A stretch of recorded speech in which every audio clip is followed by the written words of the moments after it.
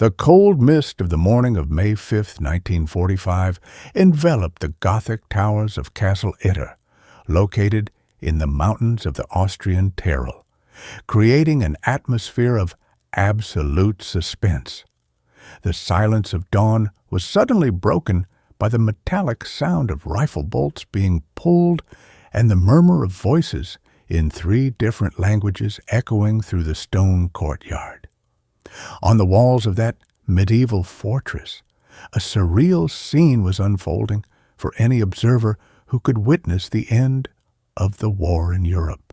American soldiers, in their worn khaki uniforms, shared rations and ammunition clips with veterans of the German Wehrmacht, who still bore their faded imperial eagles on their shoulders. The common enemy that united them was no longer a nation, but the fanatical Waffen-SS, which surrounded the castle with the clear intention of leaving no survivors among the defenders that morning. The center of attention in the courtyard was a solitary Sherman tank, christened Besotten Jenny, which had been strategically positioned to block the main gate of the fortress. Captain John "Jack" Lee, an American tank commander known for his impetuous demeanor and ever-present cigar, scanned the horizon with field binoculars. Beside him, Major Josef Gangl, a decorated Wehrmacht officer who had defected to join the Austrian resistance, checked the firing angles of the MG-42 machine guns. It was an alliance forged by desperation and the mutual need to protect high-ranking French prisoners who were confined in the castle's luxury cells. The fate of former French prime ministers and generals now depended on this unlikely mixture of combatants, who, only a few hours ago, were mortal enemies on opposite battlefields. Inside the massive stone walls, the tension was palpable among the French dignitaries who had spent years in German custody. Paul Reynaud, former Prime Minister of France, and General Maurice Gamelin, former Commander-in-Chief of the French Armed Forces, refused to remain hidden in the basements as Captain Lee's orders suggested. They had found weapons abandoned by the SS guards who fled the day before and were determined to fight for their own freedom. The irony of the situation escaped no one. The men who had been humiliated by the German Blitzkrieg in 1940 now depended on a small group of renegade Germans to avoid execution.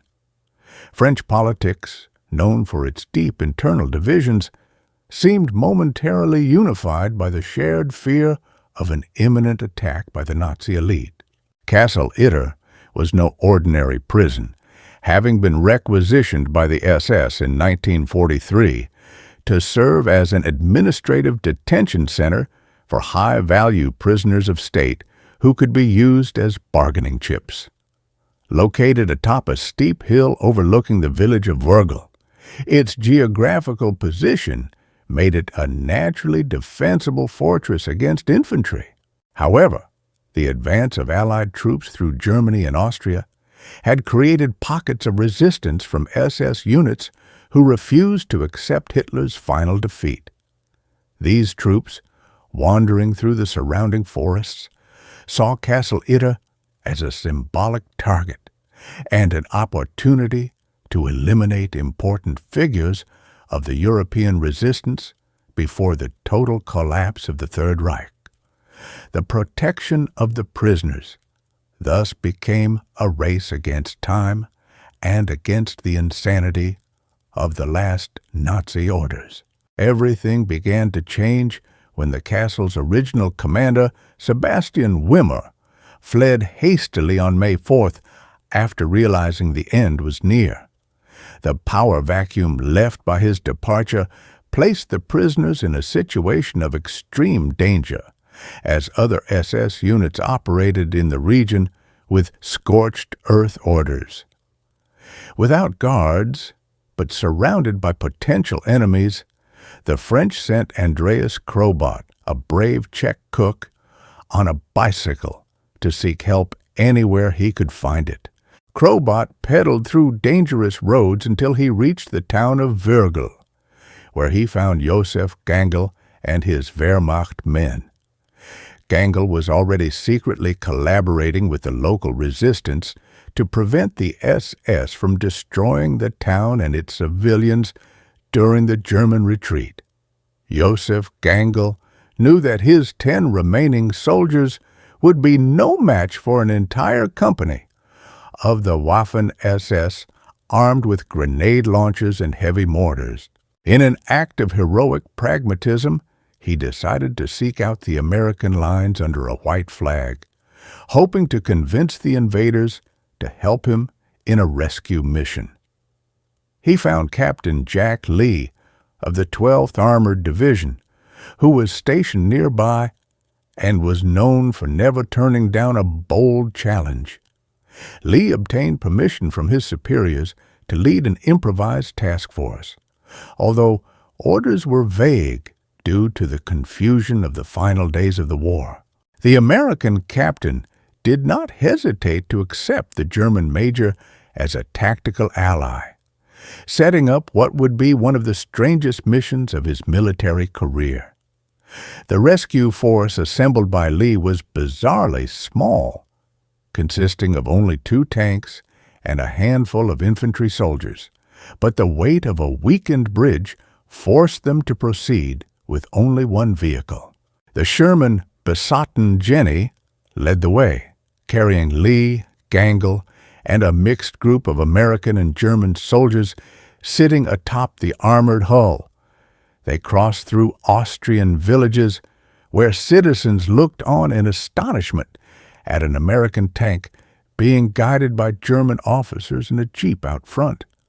On the way to the castle, they encountered an SS roadblock that was quickly dispersed by the tank's machine gun fire.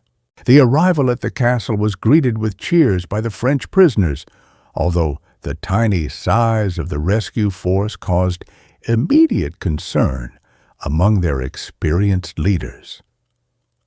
As soon as the tank crossed the main gate, Captain Lee began organizing the defense as if he were preparing a fortress for a prolonged siege. He ordered Gangl's Germans to occupy positions in the upper windows, while the Americans reinforced the outer walls and iron gates. The tank was positioned to cover the only access road that wound up the hill, offering a clear line of sight for any enemy advance. Lee knew the night would be short and that the SS would likely attack at dawn, taking advantage of their nearly 10-to-1 numerical superiority. Every round of ammunition was counted and distributed, while the French prisoners were instructed to remain in their rooms, an order they ignored almost immediately as they picked up Mauser rifles. The early hours of May 5th were filled with distant sounds of movement in the forests surrounding the castle hill, indicating that the siege was closing in. Waffen-SS troops belonging to the 17th Panzer Grenadier Regiment began to position themselves silently among the trees and rocks.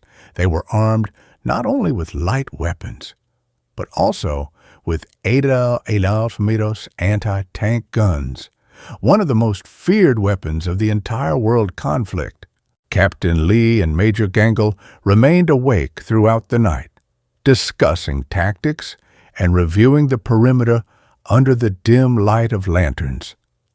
The language barrier was overcome by common military terms and hastily drawn maps, creating a professional camaraderie that ignored years of aggressive war propaganda.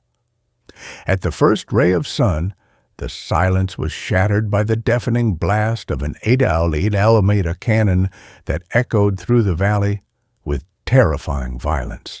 The first projectile hit the upper structure of the castle, scattering dust and stone fragments over the defenders crouching on the battlements. Almost simultaneously, a burst from an MG-42 machine gun began to hammer the hull of the tank Besotten Jenny forcing the American gunner to duck inside the turret. The attack had begun on multiple fronts, with SS grenadiers running between natural cover to approach the outer walls. Lee shouted orders for his men to conserve ammunition and fire only when they had clear targets, as resupply was an absolute impossibility at that critical moment. The battle quickly escalated into a frantic gunfight, where every window of the castle seemed to spit fire against the aggressors hidden in the brush. The German Wehrmacht soldiers fought with surprising ferocity, firing at their own SS compatriots with deadly precision. Josef Gangl moved constantly between firing posts, encouraging his men and coordinating crossfire with the American sergeants. The French prisoners, many of them veterans of the First World War, showed they had not forgotten how to handle weapons under pressure. General Maurice Gamelin, despite his advanced age, was seen firing at the enemy infantry, transforming himself from a passive prisoner into an active combatant in his own liberation story. In the midst of the chaos, the Sherman tank remained the focal point of the defense, using its coaxial machine gun to suppress enemy machine gun nests. However, the SS Itter gun, hidden in a distant clearing, finally found its target with surgical precision. A piercing projectile hit Besotten Jenny with a metallic crash that could be heard throughout the fortress, transforming the pride of American engineering into a smoking carcass. Fortunately, the crew managed to escape before the fuel exploded, but the loss of the tank meant the defenders now had no heavy weapons to respond to artillery fire. Morale could have plummeted, but Captain Lee remained calm, redirecting his men to infantry positions on the walls. The situation became desperate when SS troops managed to get close enough to throw hand grenades over the lower courtyard walls. Major Josef Gangl, noticing that Paul Renault was exposed in a dangerous position on the eastern wall, ran toward him to push him into safe cover. At that exact moment, a well-aimed shot from an SS sniper hit Gangl, who fell instantly to the stone floor of the castle. The German major, who had risked everything to save prisoners who were technically enemies of his country, became the most emblematic victim of that bizarre confrontation. His death sent a shock wave through the defenders, but it also ignited a desire for revenge and resistance that would keep the defense alive for a few more crucial hours. With Gangl's death and the destruction of the tank, Captain Lee knew time was running out and that reinforcements needed to arrive before the next mass assault.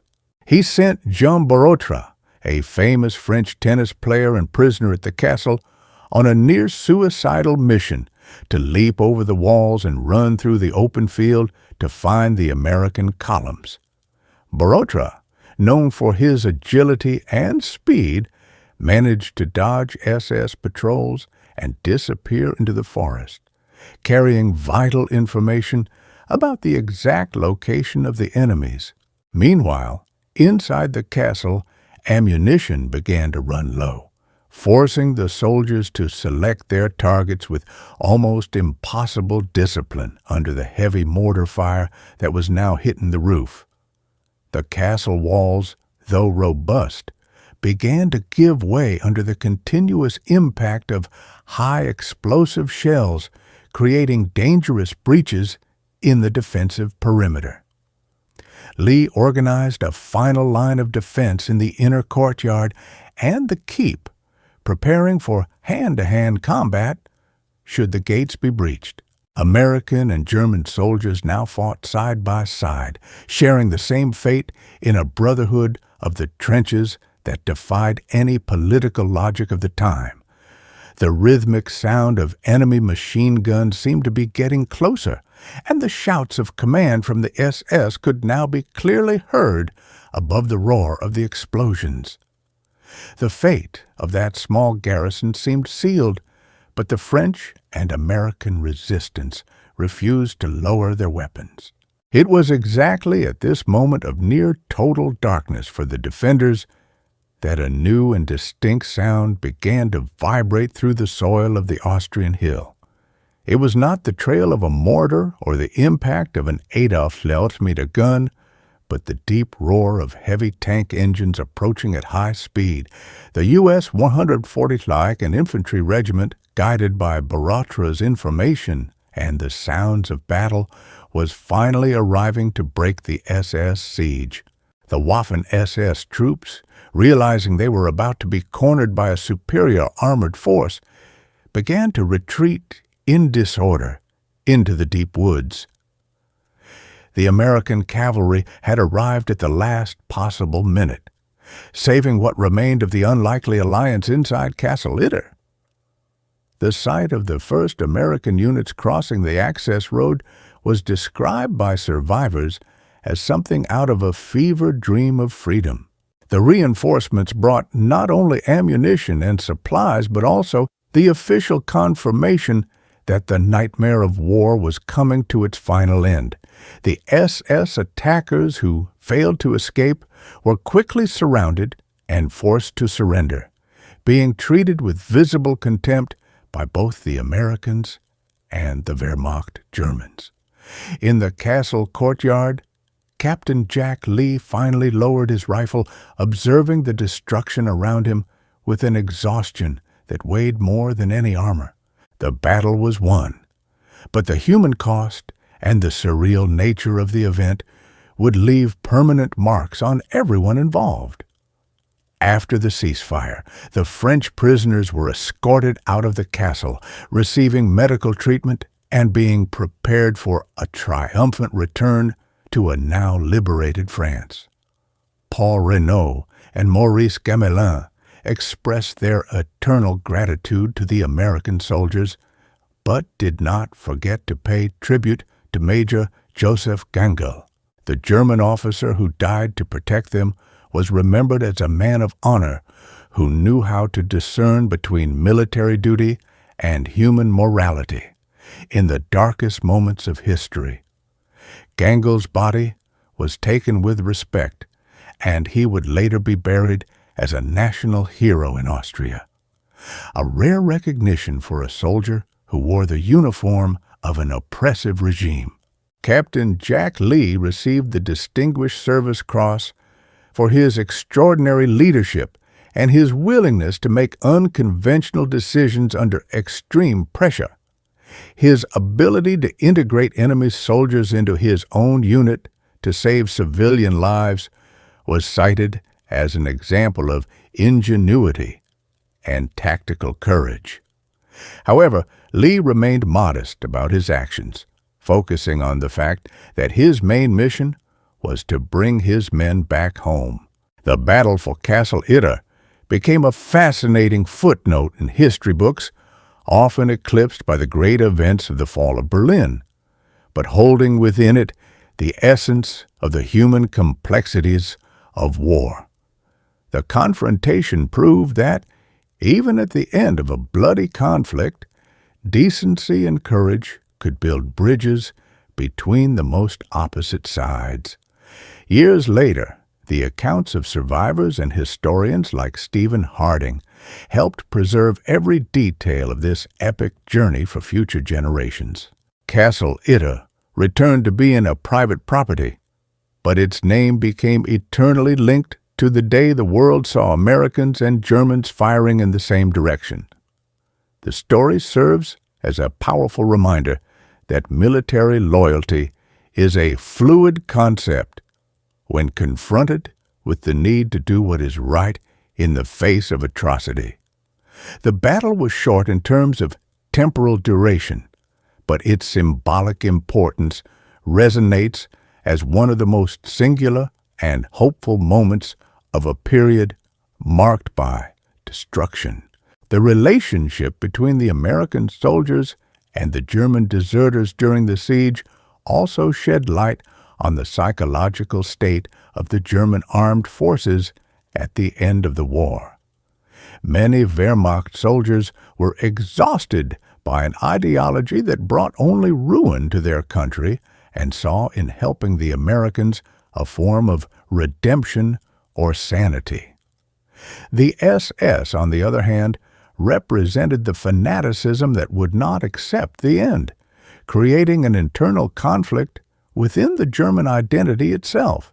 The physical confrontation at the castle was, in a way, an external manifestation of the spiritual civil war occurring in Germany and Austria. Those who chose to fight alongside Lee chose a future beyond Nazism, even if it meant shooting at their former comrades. The French prisoners, upon returning home, took with them stories of bravery that defied the simplistic us-against-them narratives that dominated the post-war era.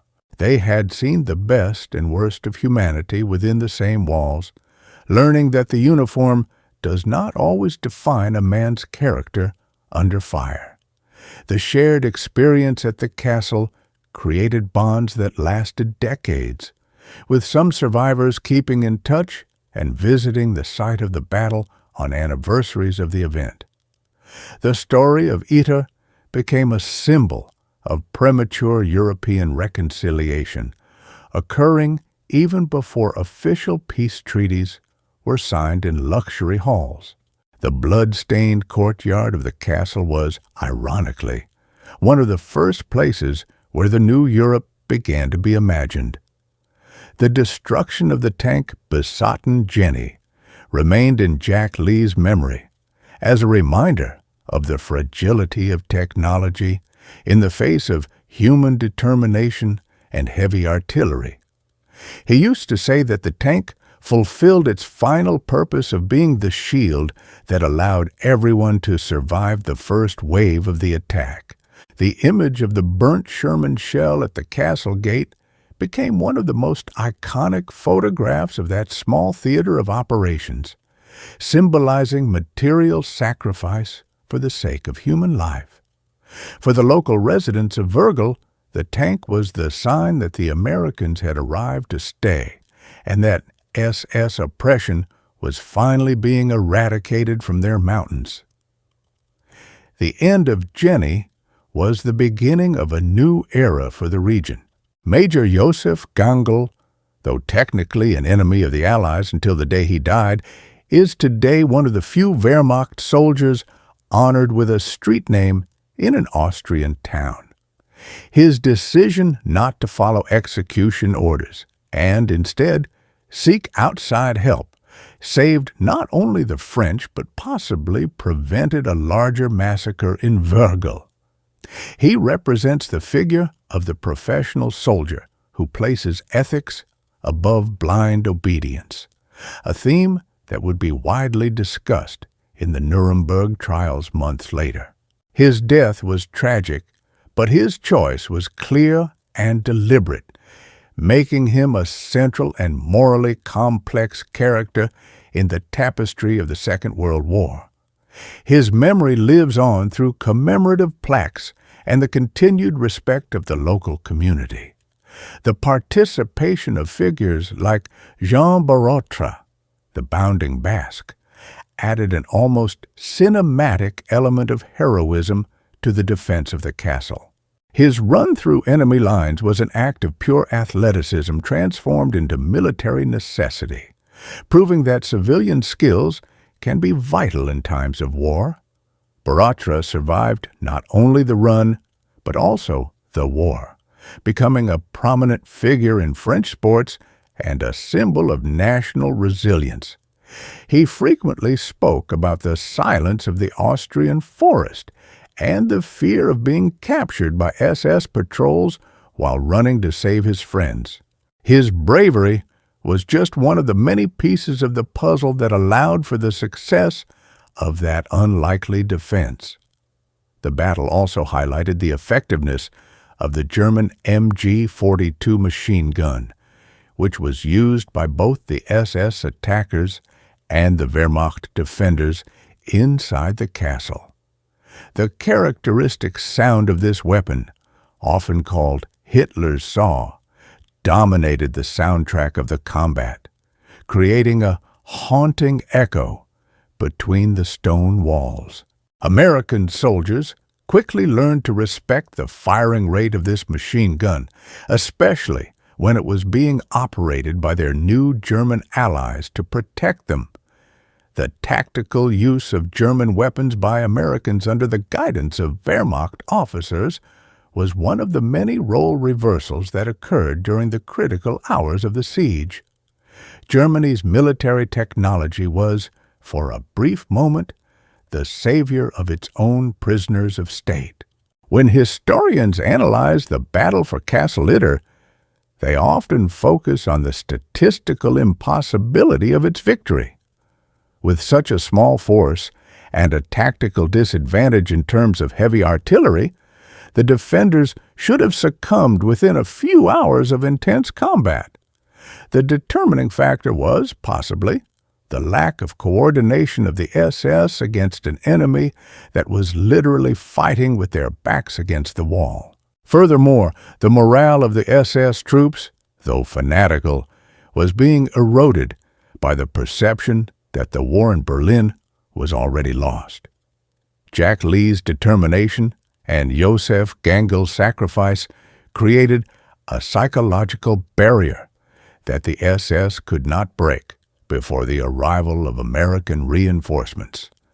The profound lesson left by Itter is that history is not just made of great movements of armies, but of individual decisions made in moments of absolute crisis.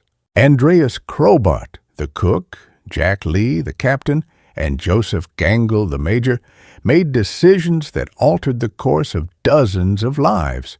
They chose cooperation over annihilation and courage over bureaucratic indifference. The castle, today silent and peaceful on its Austrian hill, remains as a physical monument to these unlikely choices. Its ancient architecture still bears the marks of bullets and explosions, scars of a day when the war took a turn no one could have predicted. The conclusion of the conflict brought immense relief, but also a period of reflection on the nature of loyalty and duty. Many of the German soldiers who fought alongside Lee were initially treated as prisoners of war by American reinforcements, who were unaware of the history of the alliance. It took the passionate testimony of the French prisoners and Captain Lee himself to ensure these men were treated with the respect due for their vital cooperation. This small gesture of justice on the battlefield was the first step toward recognizing the complexity of individual actions in times of total war. The recognition that not every German soldier was a blind follower of evil was an important seed for the process of denazification and reconstruction. As the sun set on May 5, 1945, Castle Itter was no longer a prison or a battlefield, but an unlikely meeting place between former enemies. The fires and lights of American camps began to dot the valley, signaling the end of an era of darkness and the beginning of an uncertain peace. Jack Lee, finally free from the immediate responsibilities of command, could observe the mountains and realize he had participated in something unique in human history. The American and German alliance at Itter would remain as one of the greatest mysteries and tactical miracles of the Second World War, proving that sometimes reality is much stranger and more hopeful than the most creative fiction. The organization of the castle's internal defense required Captain Lee to demonstrate diplomacy as sharp as his tactical skill, for the French prisoners were figures of colossal egos and difficult temperaments.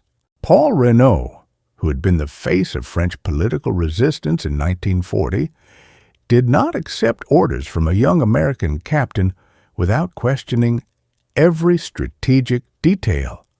Lee, in turn, needed to ensure that these men, many already elderly, did not expose themselves unnecessarily to crossfire, although he recognized that their determination was the fuel that kept morale high. The tension between the need for military protection and the French desire for political agency created a unique environment where the castle courtyard became a forum for military debates and desperate survival. Major Josef Gangl served as the essential bridge between the Americans and the remaining German soldiers, ensuring there were no friendly fire incidents due to the confusion of uniforms. Many of the Wehrmacht soldiers under his command were in a state of shock, processing the fact that they were now firing at the very regime they had served for years. Gangl explained that a soldier's honor did not lie in blind obedience to a criminal regime, but in the protection of the innocent and their own land against wanton destruction. This discourse of redemption through practical action was what kept the Germans focused, even as SS insignia emerged among the trees with genocidal intent. The trust Lee placed in Gangl was the foundation that allowed the small contingent to act as a cohesive and lethal unit. The weapons used by the defenders told a story of improvisation and necessity, mixing American industrial technology with German mechanical precision. While the Americans used their M1 Garand rifles for rapid infantry fire, the German soldiers in the towers operated their Kar 98K for precision shots against the SS officers coordinating the attack. The Sherman tank's Browning 50 machine gun, while still operational, roared like a beast, silencing the enemy mortar nests trying to set up on the eastern perimeter. It was an orchestra of destruction, where the metallic sound of American shell casings being ejected mixed with the dry crack of German rifles, creating a symphony of resistance that echoed through the entire Inn River Valley. Jean Borotre, before his famous run for reinforcements, was an omnipresent figure on the walls, using his athletic vitality to transport ammunition and messages between the different defense posts. The bounding Basque saw in that battle the opportunity to redeem France's honor on the battlefield, something he felt had been lost during the occupation. His nonchalant attitude toward danger, running between shell splinters as if on a tennis court in Paris, inspired both the young Americans and the German veterans. Borotre symbolized the spirit of civil resistance that refused to be subjugated, transforming his sporting fame into a legend of military courage that would be told for decades after the cessation of hostilities. The Waffen-SS attack was not just a military confrontation, but an attempt at political execution aimed at eliminating any future leadership for a free France. The besieging troops belonged to divisions that had committed atrocities all over Europe and had no intention of following the Geneva Conventions, especially regarding the Wehrmacht traitors. This meant that for Josef Gangl and his men, surrender was not an option. They were fighting for their lives as much as the French prisoners were fighting for freedom. The knowledge that the SS was summarily executing any German soldier found with white flags or cooperating with the enemy sealed the determination of that small group of defenders to resist to the last man. The destruction of Besotten Jenny by the Itter anti-tank gun was a critical moment that changed the dynamics of the battle from a mechanized siege to a pure infantry fight. Captain Lee watched from atop one of the towers as his beloved tank was engulfed in flames, realizing that from that moment on the advantage of armor had disappeared He immediately ordered that the tank's radio, if it was still operating, be used for one last attempt at contact before the electrical system melted completely. The silence that followed the tank's explosion was filled only by the maniacal laughter of the SS machine guns, which seemed to celebrate the destruction of the last great obstacle in the way of the main gate. Major Gangl's death occurred at the peak of the German pressure, when the defensive perimeter was being compressed by SS infantry climbing the steep slopes under the cover of smoke. Gangl, always concerned for Paul Reynaud's safety, moved recklessly to ensure the former prime minister was not hit by a sniper who had positioned himself in a tall nearby tree. The impact of the precision projectile in the major's chest was a cruel reminder that war does not spare heroes in its final chapters. Lee, seeing his ally fall, felt a weight of responsibility that almost paralyzed him, but transformed that pain into fury, commanding an immediate retaliation that temporarily cleared the enemy's attack sector. The courage shown by the French prisoners was documented by Lee in his later reports as something bordering on heroic folly. General Maxime Weygand, another VIP prisoner, despite his ideological differences with the other detainees, joined the defense with a steely discipline that recalled his days of military glory. These men, who had spent years being moved from one prison to another, saw in Castle Itter their last chance to die as soldiers and not as victims. They fought not only for physical survival, but for historical dignity, wanting to ensure the final chapter of their lives was written with gunpowder and blood rather than capitulation and exile. Lee's tactic for holding the castle consisted of an elastic defense, moving his few men from one pressure point to another as the SS attack shifted. He used Gangl's Wehrmacht Germans, who knew the castle's structure best, as guides for the Americans, creating combat pairs that watched the fortress's blind spots.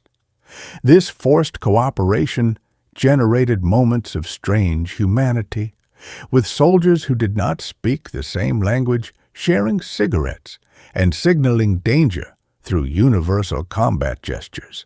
The castle, with its dark corridors and spiral staircases, became a labyrinth where the SS's numerical advantage was mitigated by the intimate knowledge of the terrain Gangl had provided before he died. During the siege, the figure of Andreas Krobot, the Czech cook, became legendary among the defenders as he continued to serve water and ammunition even under heavy fire. Krobot, who was technically a civilian and a forced laborer, refused to hide in the basements, feeling his loyalty to the prisoners was greater than his instinct for self-preservation.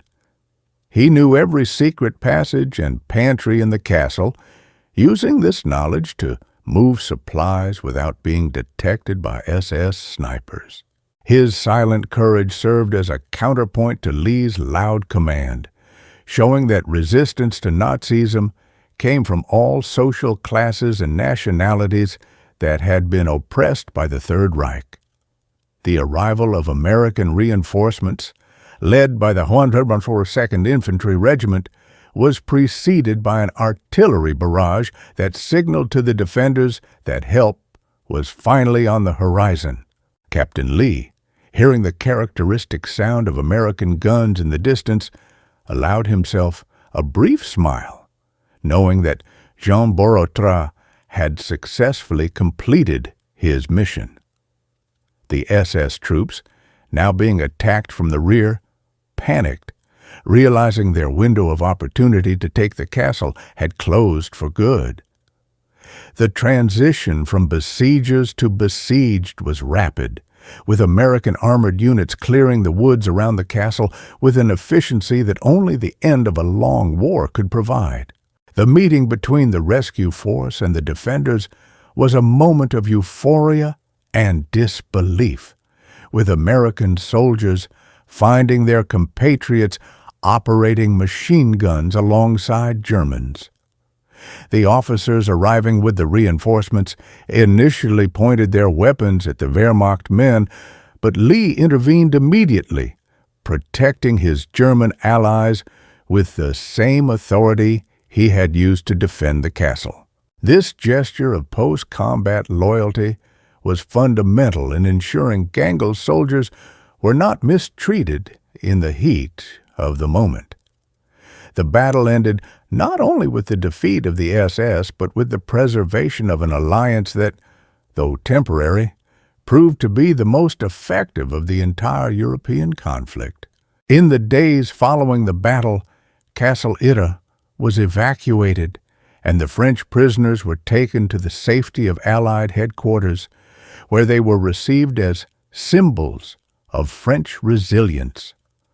Paul Reynaud wrote in his memoirs about the shock of seeing Germans and Americans dying to protect him, an experience that altered his perception of European reconstruction in the post-war period. He was one of the greatest advocates for the posthumous recognition of Major Gangl, insisting that history remember the German officer as a liberator. The event served as a prelude to Franco-German reconciliation, showing it was possible to find common ground even over the ashes of a destructive ideology. Captain Jack Lee, despite his bravery, faced some bureaucratic questioning about why he had armed German soldiers, but his Distinguished Service Cross silenced any armchair critics. He argued that in a life-or-death situation, the color of the uniform mattered less than the direction the gun was pointed. Lee returned to the United States as a hero, though he carried with him the melancholy of having lost his tank and his German ally in the war's last gasp. His story was celebrated by the press as an example of American ingenuity, but for him, Itter was simply the day he did his job in the most unlikely way imaginable. The psychological impact of the battle on the local population of Wörgl was immense, as the victory at the castle prevented the SS from carrying out its plans for collective punishment against the town. Major Gangl became a local martyr, someone who sacrificed his life so that the war would not end in an unnecessary civilian massacre in his own land. Every year, discreet ceremonies commemorate the event, uniting descendants of the defenders and historians seeking to understand the nuances of that May 5th. Castle Itter remains there, a stone sentinel, guarding the secret of an alliance that defied geopolitical logic and proved that humanity can flourish in the most unexpected places. Military technology and logistics also learned lessons from Itter, especially regarding the importance of improvised communications and the role of morale in isolated defensive positions. The battle is frequently studied in military academies as a classic case of strong-point defense against numerical superiority. The creative use of terrain and the integration of heterogeneous forces are cited as essential skills for any small unit commander in complex scenarios. Itter proved that a leader's mental flexibility can overcome rigid manuals when survival depends on cooperation with the former enemy. Journalistic coverage at the time, though focused on Germany's official surrender, made room for the battle for the strangest castle of the war. War correspondents who visited the site days later were struck by the amount of German and American shell casings mixed on the floor of the battlements. Photographs of the burnt tank and the bullet marks on the Gothic towers helped authenticate a story many readers initially thought was exaggerated propaganda. The world was hungry for stories of hope and cooperation after years of genocide, and Castle Itter provided exactly that kind of powerful and humanitarian narrative. The relationship of brotherhood that developed between the American survivors and the French soldiers lasted for decades, resulting in the exchange of letters and mutual visits.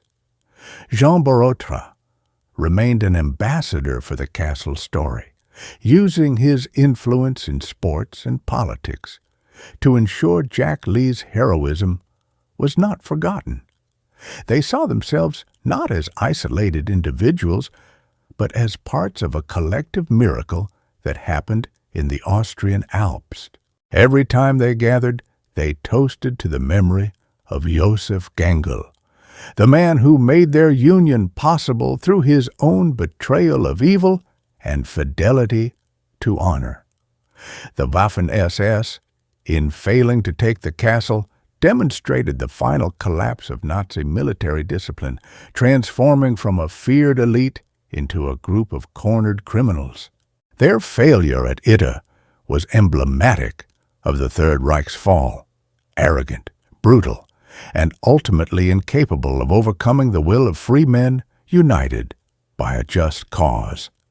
American soldiers clearing the site after the battle found evidence that the SS planned a much darker end for the French than simple execution. This reinforced the conviction of all involved that the battle for the castle was, in fact, a fight between civilization and total barbarism. German and Austrian military archives preserve detailed records of Gangl's actions, showing he was in contact with the resistance long before the Americans arrived. His desertion was not an act of cowardice, but a strategic decision by an officer who saw his nation being destroyed by a madman and decided to save what remained of German decency. The complexity of his character challenges binary views of World War II history, offering a glimpse of a man who found his true purpose in his career's darkest moment. He is the ultimate example that it is never too late to choose the right side of history, even if it costs one's life. The preservation of Castle Itter as a historical monument, although it is a private residence, is something that attracts scholars from all over the world who wish to touch the stones that witnessed such a miracle. The marks from the 88mm cannon have been repaired, but the soul of the place remains marked by the events of 1945. Visitors often remark on the peace that now reigns in the valley, a stark contrast to the chaos of machine guns and explosions that defined that May Day.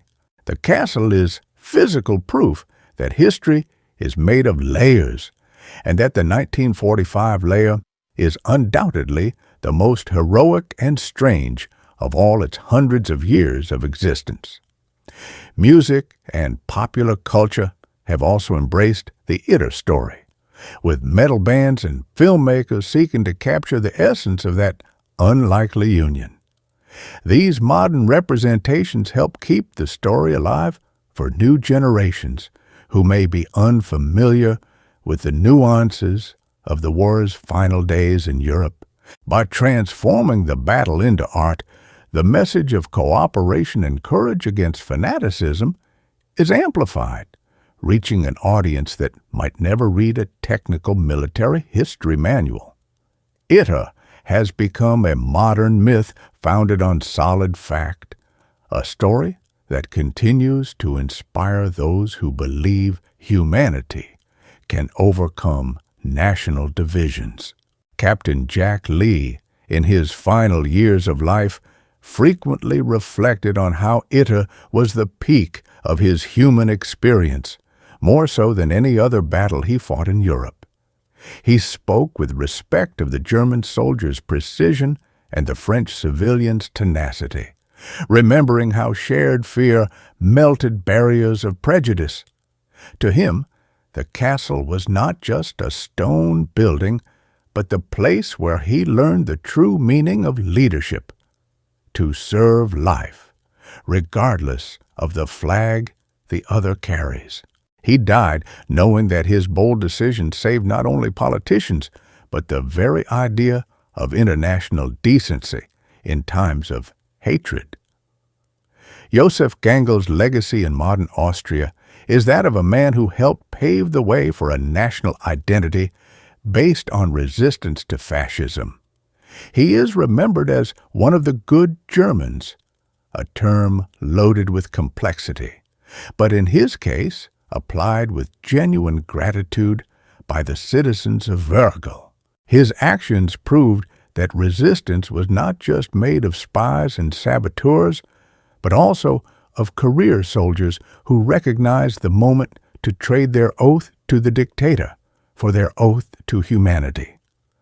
The street that bears his name is a daily reminder to Austrians that individual courage is the last defense against tyranny. The battle also left a trail of legal documents and testimonies that were used to prosecute SS members captured in the region after the official surrender. The crimes committed during the siege of the castle were added to the charges of war crimes, ensuring those responsible faced international justice. The testimony of high-ranking French prisoners was particularly influential, given their political stature and personal credibility. Thus, Castle Itter was not just a physical battlefield, but the starting point for a legal battle that would help define standards of military justice for the following century. The Brotherhood of Itter is frequently cited in diplomatic speeches about the importance of NATO and transatlantic cooperation, symbolizing the beginning of Germany's integration into Western democracies. The fact that Americans and Germans fought together even before the war ended is seen as an early sign that post-Nazi Germany could be a reliable and vital ally. The symbolism of the Sherman tank and Wehrmacht soldiers defending the French elite is a powerful image that encapsulates the hope for a unified and peaceful Europe. Itter was the first chapter of a new book for the continent, a book written with courage and unlikely cooperation. The technical details of the siege, such as the use of smoke signals and the coordination of fire without efficient radio communications, continue to fascinate military history enthusiasts. Lee's creativity in using what he had at hand, from castle furniture to reinforced doors to organizing watch shifts that mixed nationalities, shows the essence of field command. Every decision made in the castle was an exercise in high-speed crisis management, where a split-second error meant death for everyone. The victory at Itter was no accident, but the result of brilliant leadership and soldiers who refused to accept the obvious fate. The story ends with the image of the castle returning to silence as American troops departed for their final occupation missions, leaving behind a structure that would never be the same again. Castle Itter survived the Middle Ages, the Napoleonic Wars, and the Second World War, each time accumulating more stories in its millennial stones. But no story is as vibrant as that of May 1945, when it became the center of the world for a day. The mist that opened the account now dissipates in the light of history, revealing that even in the darkest moments, the light of human courage can shine through the deepest divisions. As we look back, Itter remains a necessary anomaly, a glitch in the war's matrix that revealed our species' fundamental truth, the capacity to unite against evil.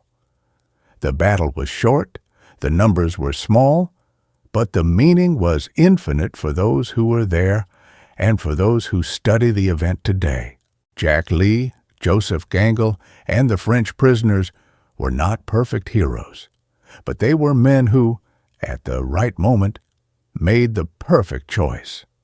The morning mist of May is gone, but the echo of the shots at Castle Itter still teaches us that the impossible happens when we decide that the enemy of my enemy is, in fact, my brother in arms.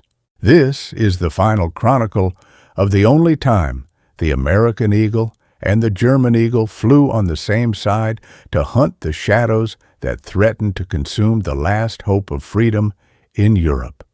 The battle for Castle Itter is a testament that the end of the war was not just about one army's victory over another, but about humanity's triumph over barbarism. May the towers of Itter continue to stand as a reminder that to save the world, sometimes you need to trust the man who, until yesterday, was trying to destroy it. The sun now sets over the Tyrol, ending the account of a miracle forged in steel, gunpowder, and an unexpected brotherhood.